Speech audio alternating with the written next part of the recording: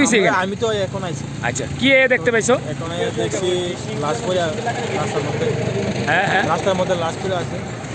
কিভাবে হইতে পারে? একটা তোমার কি শুনছো এসে? আমি শুনছি যে শেরপুর পাতার থেকে অ্যাক্সিডেন্ট হয়েছে। হ্যাঁ, আইসে দেখলাম যে লাশ পড়ে রয়েছে। লাস্টটা মানে কিভাবে অ্যাক্সিডেন্ট হয়েছে? আমার ধারণা ট্রাকে মতো বাড়ি দিচ্ছে।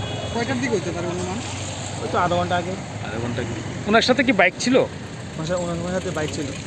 ঘটনাস্থলে কি পুলিশ আইছে? পুলিশ আইছে, ফায়ার সার্ভিসও দাঁড়িয়ে আছে। যে মানে মারা গেছে ওনার পরিচয় পাওয়া গেছে? ওনার পরিচয় পাওয়া গেছে না। কোন জায়গায় হয়েছে ঘটনাটা? ওই তো শেখেরপুর দারোগাবাড়ি।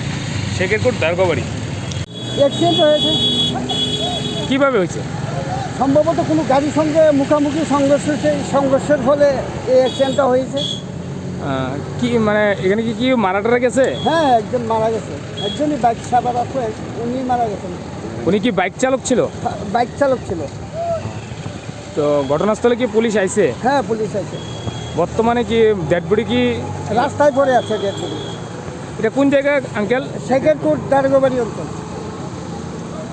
যিনি মারা গেছে অ্যাক্সিডেন্ট করে ওনার বয়সটা আনুমানিক কত হবে? হয়তো 40 থেকে 45 হবে। আপনারা কি পরিচয় পাইস? না, পরিচিতি পাওয়া গেছে না, এখন অব্দি আইডেন্টিফিকেশন হয়নি।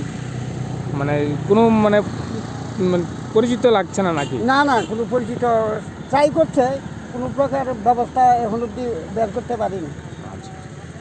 ঘটনা হয়েছে তো সম্ভবত 5:30 হয়েছে।